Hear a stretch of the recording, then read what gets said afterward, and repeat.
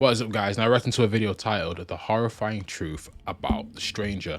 Now, the reason why I want to react to this video is because, well, the Stranger, I know he's at the end of the game, right? But I never really thought much about him. So this is a very good video for me to watch. So guys, like, comment, subscribe, share the video.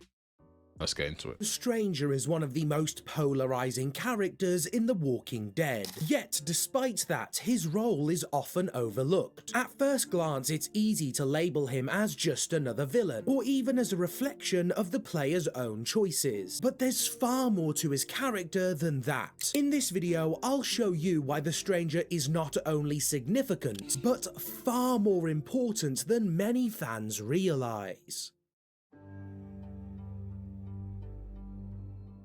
Let's get the obvious out of the way. Yes, The Stranger is the game's way of critiquing your choices. The way you care for Clementine and treat others might feel throwaway at times, with certain decisions appearing to carry no weight. The Stranger acts as a narrative fix to that problem. Your past actions become the very reason for his obsession, ultimately leading to Clementine's kidnapping. It's a fascinating and unsettling twist, making you feel as if every choice was being watched by something greater, something sinister lurking just beyond the edges of your journey. However, that's only a surface level reading of who the Stranger is and why he exists in the story. It doesn't fully align with The Walking Dead's broader commitment to creating layered characters, with deeper purposes woven into the narrative. So before diving into the Stranger's lasting impact on Clementine, we need to start with Lee. Lee Everett is the game's central protagonist, a convicted criminal who killed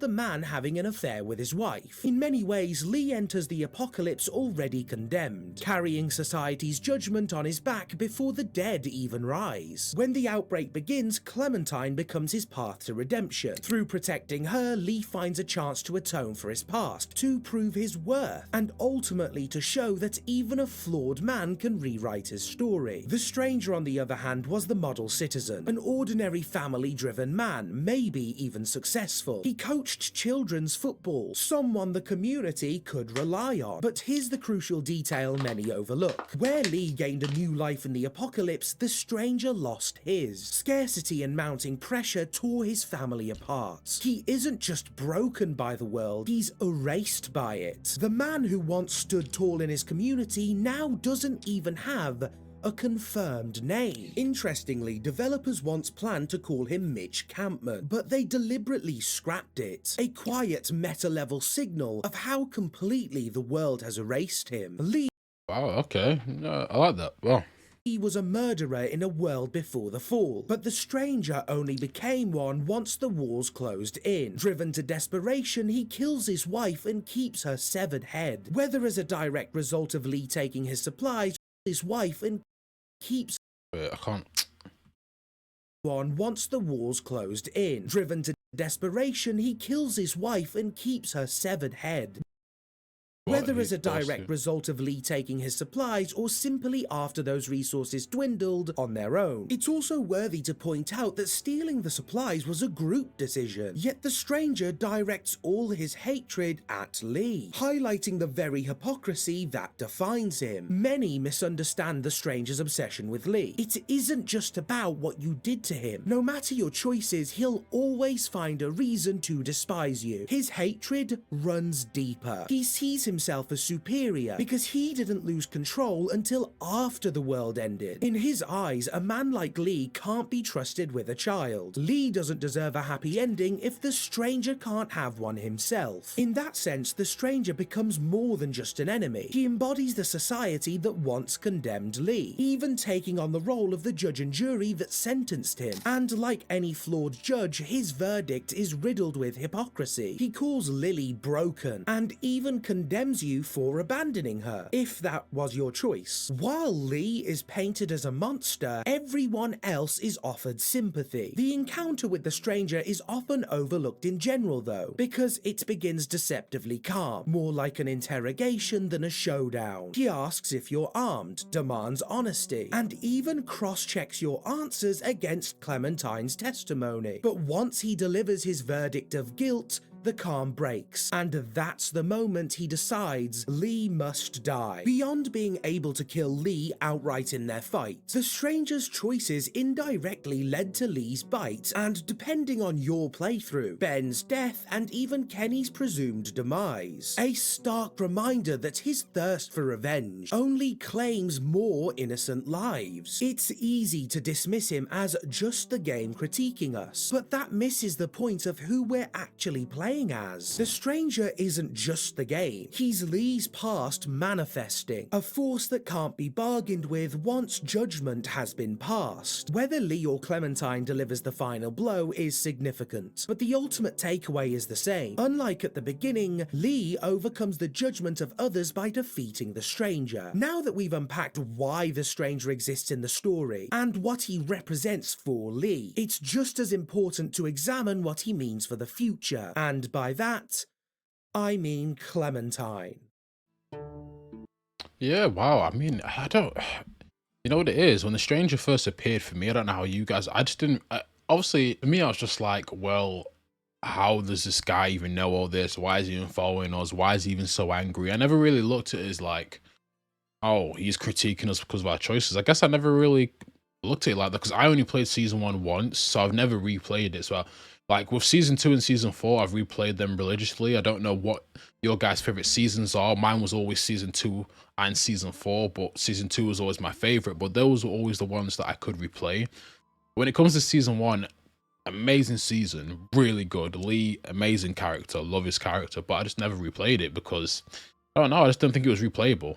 Amazing season though, 10 out of 10. I just didn't think it was replayable. So I guess I've never really had a chance to look at him, look at the stranger. So it's like, this is very new to me, so I don't know. But when I first played it, yeah, I didn't really look too deep into him as a character. I just kind of found him weird, but this is a great explanation. Let me know your thoughts in the comments below. When you first played it, did you get the same impression as the video, or were you just like, oh, well, just some weird guy who was obsessed with Clementine?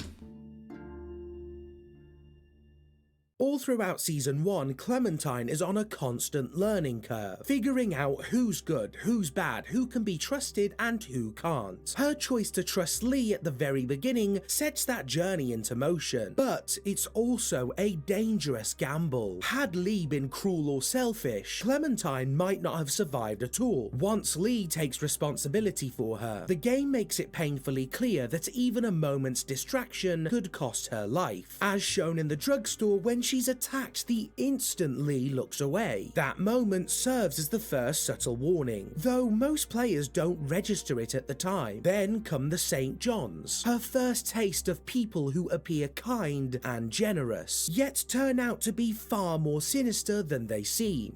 Insane. Lee understands that the survivors are being served. Oh, Mark's like, okay, yeah. It's this one. This part is, wow, like I can't get my words out. This is insane, guys. Just what I'm saying. If you've not played Walking, you probably have if you're watching this video, but this season 1, this storyline was insane. It was so well written, but just freaking insane. Like, were you guys expecting how this part of season 1 went? Let me know in the comments below. And then Lily represents another hard truth. Even trusted allies, even friends, can transform into threats in the blink of an eye. Again and again, Clementine is exposed to darkness. Ben represents the weight of being a burden and how people choose to treat that. Kenny embodies family and how losing it can completely break a person. Katja shows that even those who seem content can be hiding deep pain. But there's a problem with all these lessons. Lee is the one who faces them directly, while Clementine only ever sees the filtered, sugar-coated version. Lee often assumes Clementine is too young to understand, so he shields her from the harsher truths. That silence leaves a gap, and the stranger fills it. With a gentle voice and patient words, he becomes her secret friend, explaining the world in ways Lee never dared to. He gains her trust, her information, and even checks on her well-being. The unsettling truth is that the stranger might have won over Clementine naturally, if not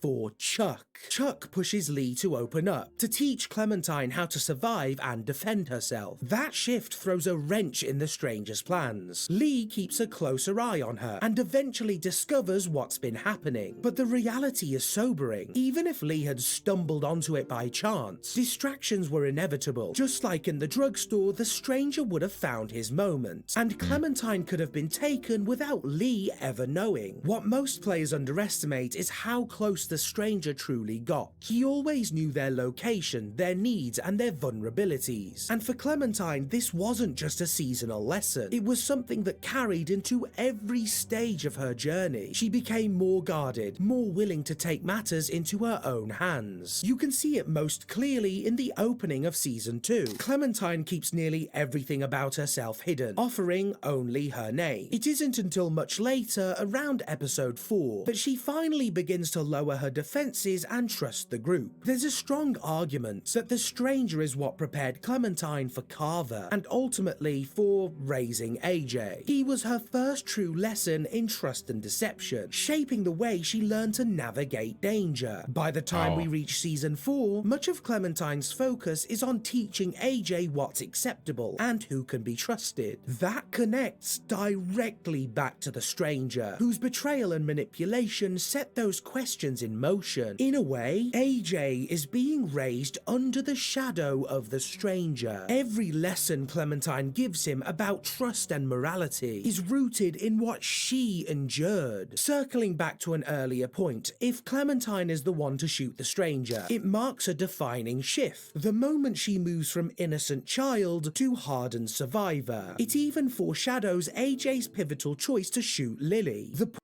Wow. Yeah. Wow. This is great. You know, it's always good to understand the Walking Dead story more. This is great. The only thing I'll say with comparing the AJ one to the Clem one, I get it with the AJ one, but the AJ one is so, I don't know. I always feel like that storyline was a bit dumb with the AJ one. I think when he shoots him, it's not and it is. So I have two opinions on it. I won't get into it now because it's not about that, but I always think it's just that whole thing with AJ. But back to this though, but with the stranger, I never looked at it like this, and I think, yeah, he's an important character. Would I give as much importance on the stranger as this guy is? Maybe not, right? But he does seem like he was an important character, so. Points where second chances are no longer guaranteed. Ultimately, the stranger is one of the most misunderstood characters in The Walking Dead. Yeah. Sorry to keep pausing again one more time, guys, but are we meant to take the stranger as a character who was critiquing us? And obviously, I know he said it was more than that, but is it ever explained how he knew where they were all the time? Or I don't know. Is that just like, it's just, again, he was just criticizing us, so it doesn't really matter how he knew. Is it one of those situations? Because I don't mind that. I mean, if it's for the story and we don't really need to know how he knew, then fair play. It was an amazing season, but I would love to know that. He's often dismissed as one note, a villain who only mattered for a single season. But in truth, he was Lee's final test, a monster from his past, and at the same time, a lasting lesson for Clementine's future. His death signaled more than the end of a confrontation. It confirmed that the world had changed forever, and innocence would never return. None of this would be possible without my members. Yeah, guys, let me know what you think about this. Let's see I want to see a couple of comments quickly. What's crazy to me is that if you don't steal, he says, but your group did. Like, dude, my entire group is dead. All the people stole from you are gone. You have no beef with Lee. Yeah, obviously, look, with games, it's like, that's the one thing you can criticize sometimes about Telltale is it's like, while it is a choice-based game, there is still a direction where it needs to go. Like, I always say Detroit Becomes Human is probably the best choice-based game that I've probably, like, Walking Dead story-wise is better, but yeah, that's what I always say. That it's sad how Lee is kind of only just known as a murderer. He was a teacher, a normal man that saw his wife cheating and lost control. Even then, he only hurt the man, not her. Yeah, it is sad. Look, but look, guys, let me know what you think. Definitely. Again, tell me how you feel about the Stranger. Again, I'd never thought of him like this before this video. But you know what? Now that I look at him, I appreciate his character more. But that's what happens, because again, I only played season 1 once, but that's the beauty about a game like The Walking Dead. You always find stuff even years after playing it. Guys, like, comment, subscribe, share the video. For more videos like this, let me know in the comments below. I'm out. Peace.